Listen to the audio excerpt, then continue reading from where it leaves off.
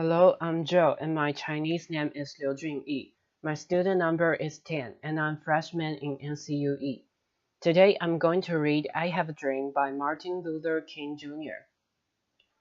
I'm happy to join with you today in what will go down in history as the greatest demonstration for the freedom in the history of our nation. 5 school years ago, a great American in whose symbolic shadow we stand today was signed the Emancipation Proclamation. This momentous decree came as a great beacon light of hope to millions of Negro slaves who had been seared in the flames of withering injustice. It came as a joyous daybreak to end a long night of their captivity. But 100 years later, a Negro still is not free. 100 years later, the life of the Negro is still sadly crippled by the manacles of segregation and the chains of discrimination.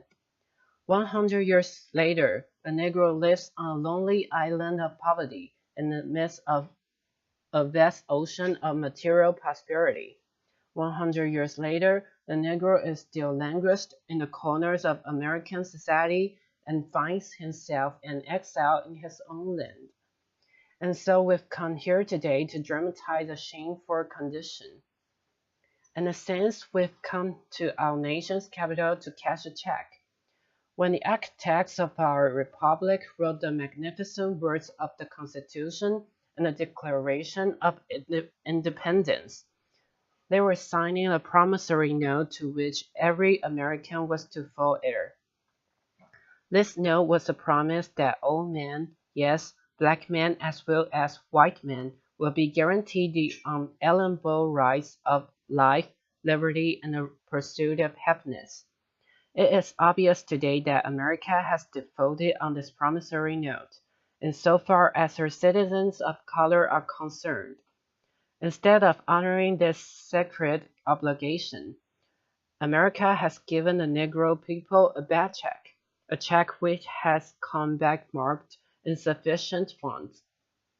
But we refuse to believe that the Bank of Justice is bankrupt. We refuse to believe that there are insufficient funds in the great vaults of opportunity of this nation. And so, we've come to cash this check, a check that will give us upon demand the riches of freedom and the security of justice. We have also come to this hallowed spot to remind America of the fierce urgency of now. This is no time to engage in the luxury of calling off or to take the tranquilizing drug of gradualism. Now is the time to make real the promises of democracy.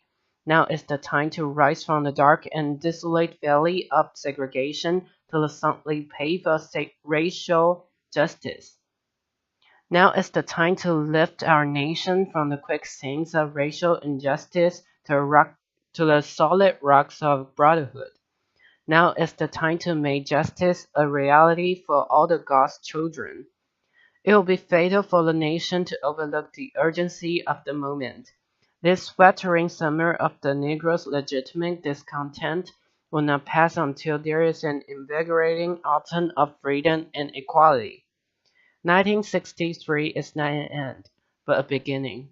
And those who hope that the Negro needed to be blown off steam and will not be content will have a rude awakening if the nation returns to business as usual. And there will be neither rest nor tranquility in America until the Negro is granted his citizenship rights. The whirlwinds of revolt will continue to shake the foundations of our nation until the bright day of justice emerges. For there is something I must say to my people, who stand on the worn sheerhold which leads into the palace of justice. In the process of gaining our rightful place, we must not be guilty of wrongful deeds. Let us not seek to satisfy our thirst for freedom by drinking from the cup of bitterness and hatred. We must forever conduct our struggle on the high plane of dignity and discipline. We must not allow our creative protest to degenerate into physical violence again and again. We must rise to the Majestic heights of meeting physical force with soul